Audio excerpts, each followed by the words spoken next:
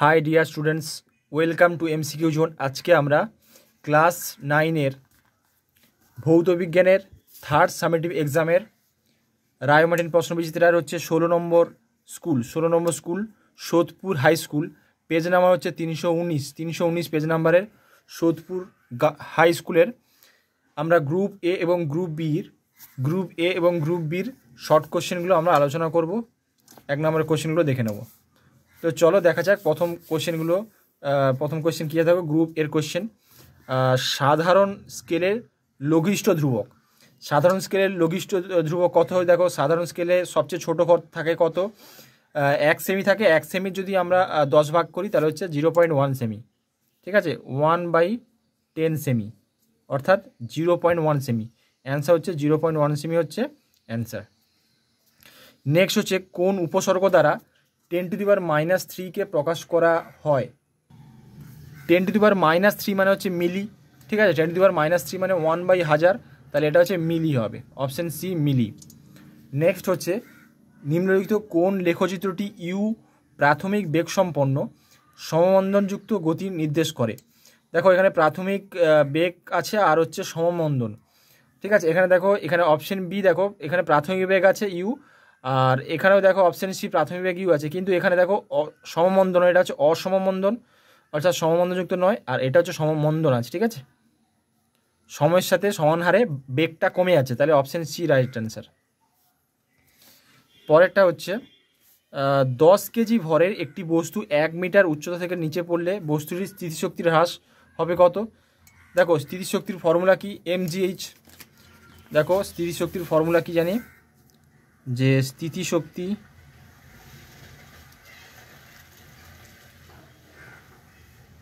Equal to mgh।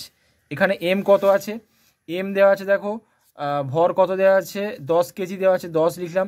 জি এর মান দেখো এখানে 10 দেওয়া হয়েছে, তাহলে 10 লিখলাম। আর হাইট h এর মান হচ্ছে 1 মিটার, তাহলে এখানে 1 দিলাম। তাহলে 10 আর 10 গুণ করলে হচ্ছে 100, আর 100 এখানে স্থিতিশক্তির একক কী হবে? শক্তির একক জুল হয়, তাহলে 100 জুল হবে, 100 জুল। তাহলে অ্যান্সার কী হবে? 100 joule, option B right answer. Next হচ্ছে অনেক প্রতিধ্বনি একসঙ্গে শোনা গেলে তাকে কি বলা হচ্ছে?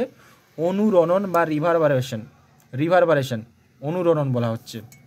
পরেরটা, বরফ যখন গলে তখন তার উষ্ণতা কি থাকে?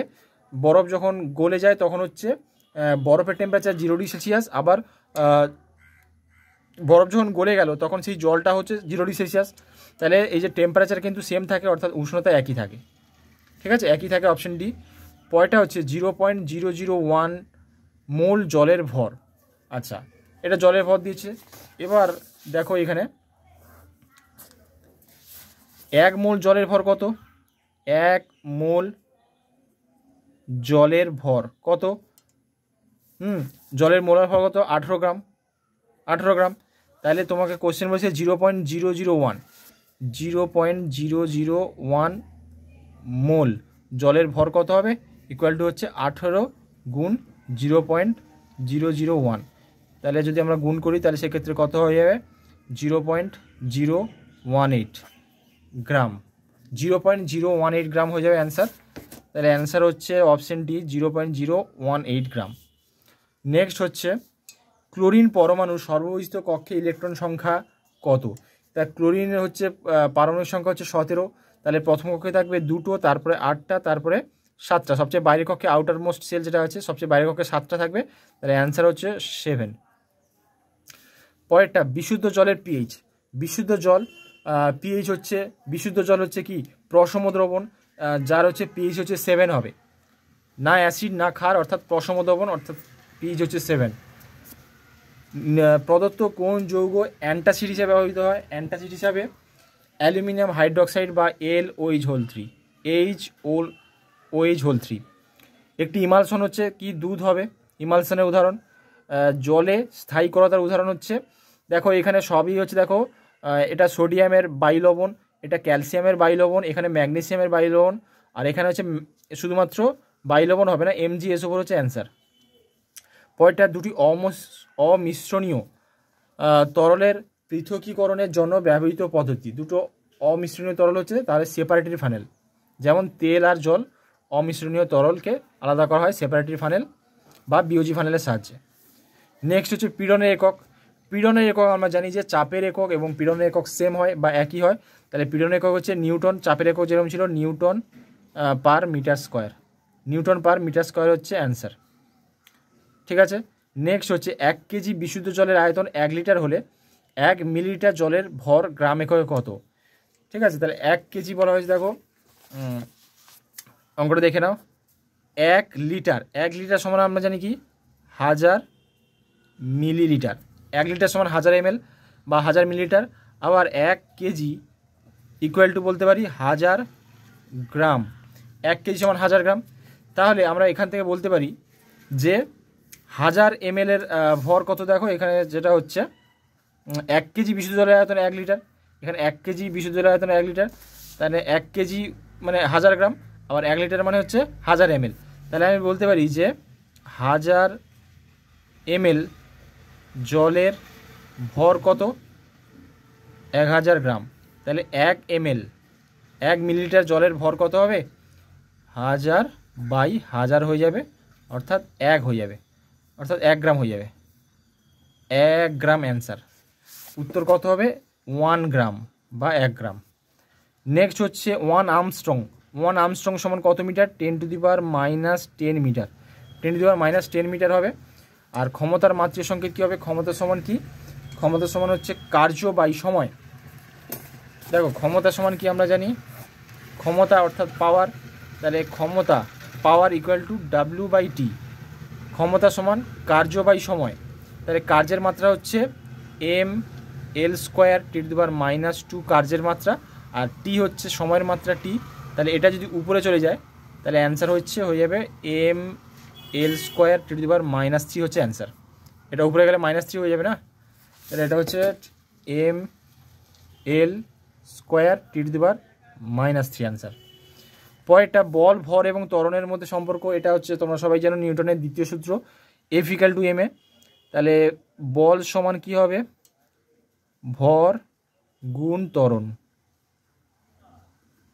ঠিক আছে, নেক্সট পাখির আকাশে ওড়া নিউটনের কোন সূত্র দিয়ে ব্যাখ্যা করা হয়? এটা হচ্ছে নিউটনের তৃতীয় সূত্র। প্রত্যেক ক্রিয়ার সমান এবং বিপরীত প্রতিক্রিয়া আছে, এটা হচ্ছে নিউটনের তৃতীয় সূত্র। পরেরটা অভিকেন্দ্র বল দ্বারা কৃতকার্য। অভিকেন্দ্র বল দ্বারা কৃতকার্য হচ্ছে 0 হয়।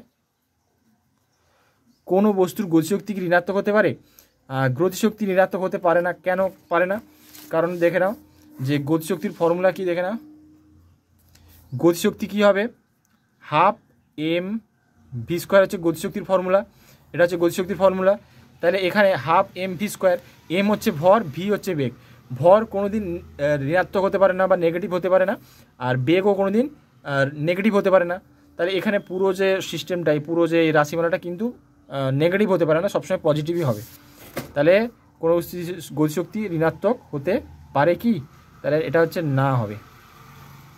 পরেরটা একটি বস্তুর ভর প্রাথমিকের তুলনায় দ্বিগুণ হলে বস্তুর গতিশক্তি পূর্বের তুলনায় কত গুণ হবে? তাহলে ভর দ্বিগুণ হয়েছে, তাহলে দেখো এখানে আমরা জানি গতিশক্তি গতিশক্তি ইকুয়াল টু 12 mv²। তাহলে বলা হয়েছে দেখো ভর দ্বিগুণ করা হয়েছে। এখানে আমি E1 ধরলাম, প্রাথমিক শক্তি গতিশক্তি E1 ইকুয়াল টু 12 mv²।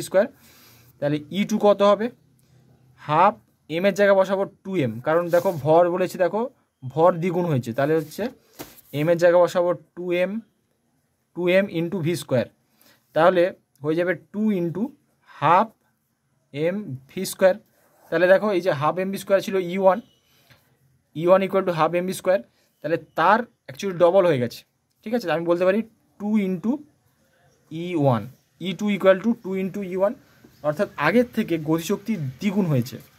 তাহলে অ্যান্সার হচ্ছে গতিশক্তি দ্বিগুণ হবে, দ্বিগুণ হয়ে যাবে। পরেরটা স্টেথোস্কোপ যন্ত্র কোন নীতির উপর কাজ করে? এটা হচ্ছে শব্দের প্রতিফলন নীতির উপর কাজ করে। শব্দের প্রতিফলন। পরেরটা কোনো সুরশলাকার গায়ে লেখা আছে 500 হার্জ। এর থেকে কি বোঝা যায় যে 500 হার্জ লেখা আছে মানে যে সুরশলাকার বাহু যে দুটো বাহু আছে তাদের হচ্ছে কম্পাঙ্ক 500 হার্জ। ঠিক আছে, তাহলে সুরশলাকা যদি থাকে, সুরশলাকার কম্পাঙ্ক ধরো এরকম একটা সুরশলাকা দেওয়া আছে, সুরশলাকা দেওয়া আছে, সুরশলাকার কম্পাঙ্ক লেখা আছে 500 হার্জ, হার্জ। তার মানে এই যে বাহু দুটোর কম্পাঙ্ক হচ্ছে, বাহু দুটো 1 সেকেন্ডে, এই যে বাহু দুটো হচ্ছে কি ভাইব্রেশন হবে, দেখো এই দুটো বাহু দুটো ভাইব্রেশন হবে, বাহু দুটোর কম্পাঙ্ক হচ্ছে 50 হার্জ, বা 1 সেকেন্ডে 500 হার্জ বলা হয়েছে, 1 সেকেন্ডে 500 বার পূর্ণ কম্পন সম্পন্ন করতে পারে। তোমরা এটা লিখতে পারো, কি লিখবে, যে সুরশলাকার বাহু দুটি 1 সেকেন্ডে 500 বার পূর্ণ কম্পন করতে পারে। তোমরা বারবার বলে দিচ্ছি, লিখে নাও, যে সুরশলাকার বাহু দুটি সেকেন্ডে 500টি পূর্ণ কম্পন সম্পন্ন করতে পারে। ঠিক আছে, লিখে নেবে। নেক্সট হচ্ছে দেখো লিন তাপে সিজি একক, লিন তাপে সিজি একক, একক কী হবে, ক্যালোরি পার গ্রাম। এখানে উত্তর হচ্ছে ক্যালোরি পার গ্রাম। পরেরটা হচ্ছে এসআইতে জলের বাষ্পীভবনের লিন তাপ, এসআইতে বলা হয়েছে, খেয়াল করবে। আর সিজিএসে কত ছিল, 537 ক্যালোরি পার গ্রাম। এখানে এসআইতে বলা হয়েছে, এসআইতে উত্তর হচ্ছে 22.68 into 10⁵ joule per KG, joule per KG. তাহলে 22.68 into 10⁵ joule per KG answer. পরেরটা হচ্ছে 20 ক্যালোরি তাপশক্তি পাওয়ার জন্য কি পরিমাণ কার্য করতে হবে, হ্যাঁ, কার্য করা প্রয়োজন। তো এটা কোন ফর্মুলা ইউজ করব দেখে নাও। আমরা জানি কি W=JH, তোমরা তাপ থেকে জেনেছো যে W=JH। তাহলে এখানে জে এর মান কত, জে হচ্ছে 4.2 জুল পার ক্যালোরি। জে এর মান, তাপের যান্ত্রিক তুল্যাঙ্কের মান হচ্ছে 4.2 joule per calorie, 4.2 joule per calorie. তাহলে এখানে জে এর জায়গায় বসিয়ে দেবো 4.2 জুল বাই ক্যালোরি, আর ইনটু দেবো এখানে এইচ আছে, এইচের মানটা বসিয়ে দেবো কত, দেখো এইচ দেওয়া হয়েছে, দেখো 20 ক্যালোরি, যেটা হচ্ছে 20 ক্যালোরি। তাহলে এখানে হয়তো এখানে বসিয়ে দেবো 20 ক্যালোরি। ঠিক আছে, এবার তাহলে ক্যালোরি এবং ক্যালোরি কাটা গেলে উপর নিচে, আর এখানে দেখো দশমিকটা তুলে দিচ্ছি, তাহলে নিচে হয়ে যাবে 10 হয়ে যাবে, 0 0 কেটে গেল, আর 42 আর 2 গুণ করলে হচ্ছে 84, 84 হবে, 84 হচ্ছে। আর এখানে কার্যের একক কী হবে, জুল হবে, 84 জুল অ্যান্সার। তাহলে এখানে অ্যান্সার কত হবে, 84 জুল। এখানে কত হচ্ছে 84 জুল, 84 জুল। নেক্সট হচ্ছে নিউক্লিয়ন কি, নিউক্লিয়ন আমরা সবাই জানি যে পরমাণু নিউক্লিয়াসে প্রোটন এবং প্রোটন এবং নিউট্রনকে একসাথে নিউক্লিয়ন বলে। পরমাণুর নিউক্লিয়াসে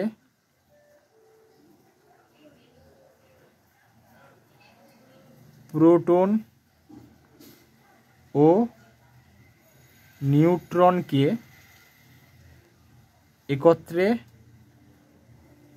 নিউক্লিয়ন বলে।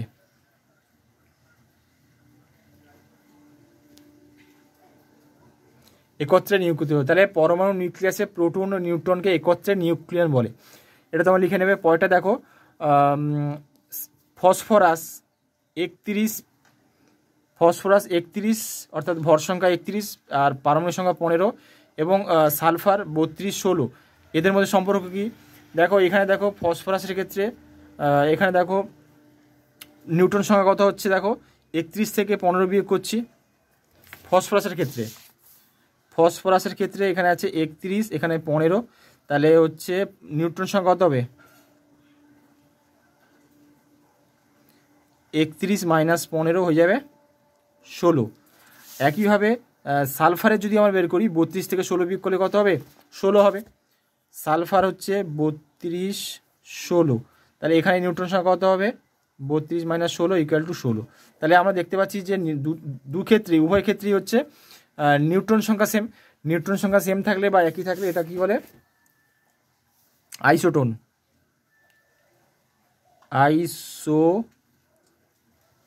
এটা কি বলে, আইসোটোন বলে। নেক্সট হচ্ছে এনটিপিতে 0.225 মোল HCl এর আয়তন কত। তাহলে এটাও অঙ্ক করতে দেখে নাও। এসটিপিতে 1 মোল HCl এর আয়তন কত, 1 মোল HCl এর আয়তন হচ্ছে 22.4 লিটার। 4 লিটার।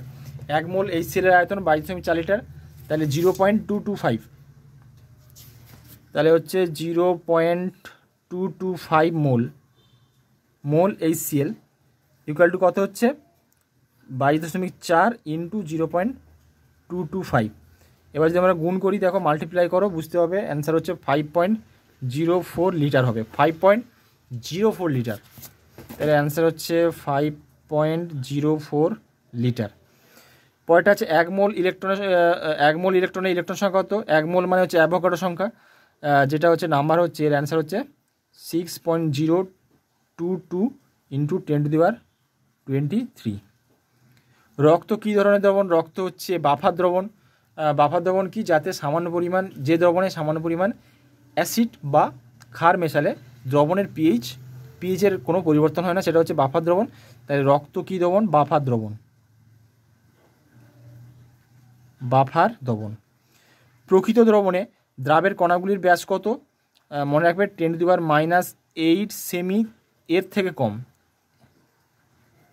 এর কম, 10⁻⁸ সেমির কম হবে। তীব্র অ্যাসিড ও তীব্র ক্ষারের প্রশমন ক্ষণ নির্দেশ করতে কোন নির্দেশক ব্যবহার করা হয়েছে? Methyl orange. Methyl orange, methyl orange. Next হচ্ছে স্টোন ক্যান্সার কি? এর উত্তর আমি দেখেছি, দেখে নাও। দেখো উত্তরটা কি লিখবে তোমরা? যে বলবে যে বিভিন্ন স্থাপত্য, ভাস্কর্য প্রভৃতির উজ্জ্বল্য কমে যায় অ্যাসিড বৃষ্টির ফলে, মলিন হয়ে যায়। প্রাকৃতিক কারণে এই আস্তরণ খসে পড়লে, এই যে দেখো এখানে, এই যে এখানে স্টোন ক্যান্সারের একটা উদাহরণ দিয়েছে, একটা এই যে ছবিটা দেখতে পাচ্ছ, এখান থেকে দেখো স্টোন ক্যান্সার বা পাথরের কুষ্ঠ বলা হচ্ছে। এখান দিয়ে মার্বেল পাথরের গা থেকে যে ক্ষতগুলো সৃষ্টি হয়, ঠিক আছে, অ্যাসিড বৃষ্টির ফলে যে ক্ষতগুলো সৃষ্টি হয়, সেগুলো কী বলেছে? Stone cancer. তোমরা এটা লিখতে পারো তোমরা এখান থেকে। পরের উত্তর হচ্ছে দেখো মিশ্রণের পৃথকীকরণের উদ্দেশ্য। মিশ্রণের পৃথকীকরণের উদ্দেশ্য, এর অ্যান্সার কী লিখবে তোমরা? তোমরা এখান থেকে দেখো একটা দেখিয়ে দিচ্ছি, দেখে নাও। লিখবে ওষুধ শিল্পে বিভিন্ন ভারী শিল্পের প্রয়োজনে বা গবেষণার কাজে বিশুদ্ধ পদার্থ দরকার হয়, তাই এই ক্ষেত্রে অবিশুদ্ধগুলিকে মূল পদার্থ থেকে দূর করা খুবই দরকার।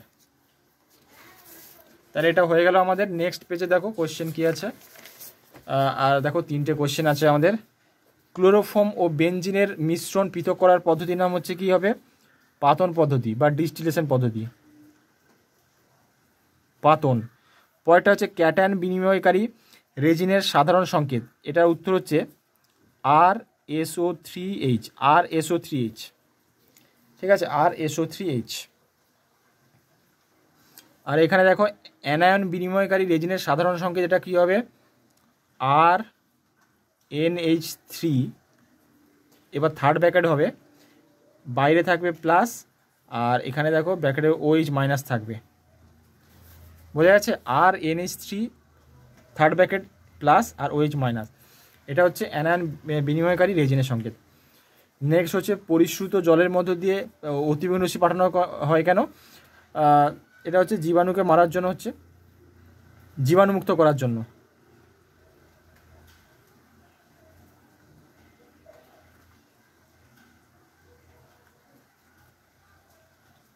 জীবাণুমুক্ত করার জন্য। Thank you.